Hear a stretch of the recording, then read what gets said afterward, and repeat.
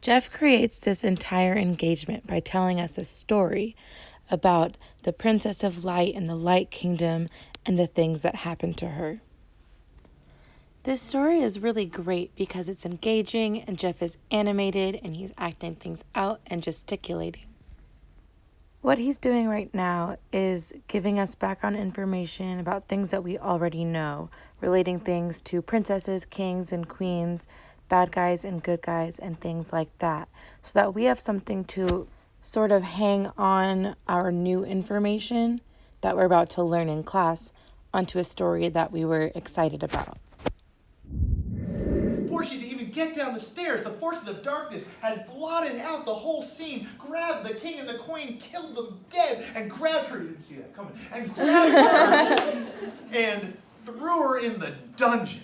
No. Yes. Here's what the dungeon looked like. It was like this. There was a cage on one corner, like so, and that's where they put her.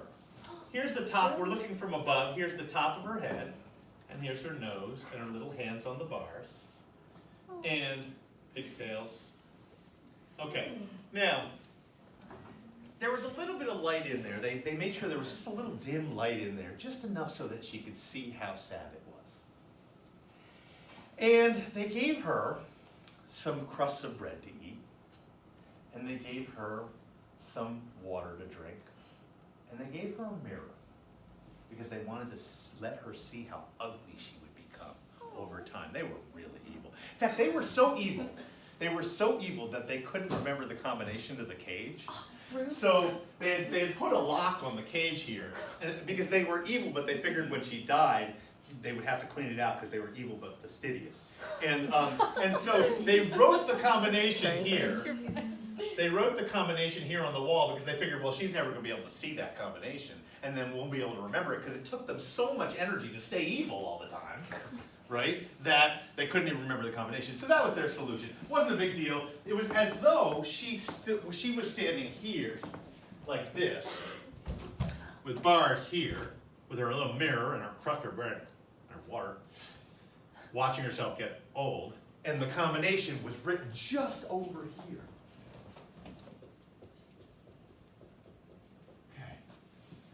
Well, she was very, very sad. And you can imagine she pretty much got close to giving up. It was just the ugliest, saddest feeling. But over time, she began to notice that she was not alone. Somewhere out in the dungeon, there was a little bit of action going on. What was it? She realized as her eyes adjusted over the days that there was a rat out there. Now you might think, oh, rat, that's gross. But when you're all alone and your beautiful life has been disrupted like this by the forces of evil, a rat seems like a great possibility for a friend. So she began throwing bits of bread out to try to befriend the rat. And the rat came closer and closer, and she got the rat to come up very close to her. And then she got an idea one day.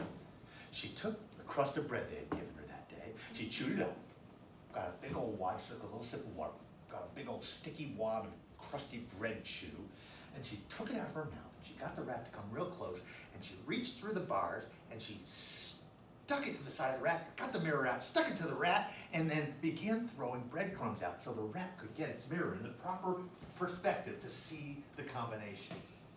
You follow me? So, for example, if I was the rat, I'd have this mirror on me.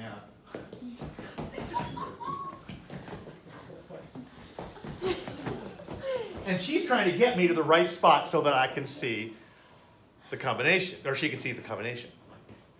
Now, at your table, I want you to figure out where in the dungeon she should get the rat to go so that she can see the combination, which is over here.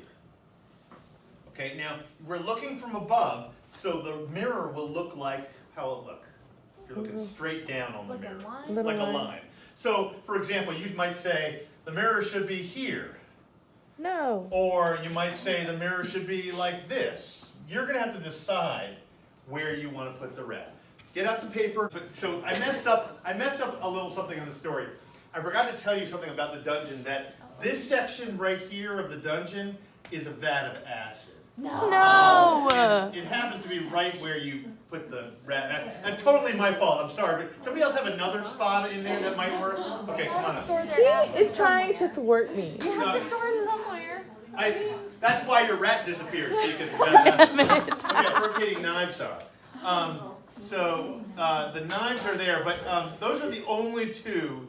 Those are the rotating knives, so we can't put the mirror there. Those are the only two problems. I promise. That's it. I forgot to tell you those two things. Who's got a third spot? I have trust issues. Another spot that's not one of those?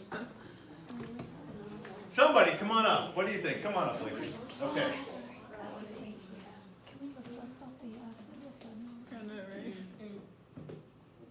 Okay. All right. So let that one, there's no rotating knives, no vat of acid, she's okay. But I want to, because it wasn't Marley's fault and it wasn't Elise's fault, there's nothing wrong with those two choices. I just needed a third choice.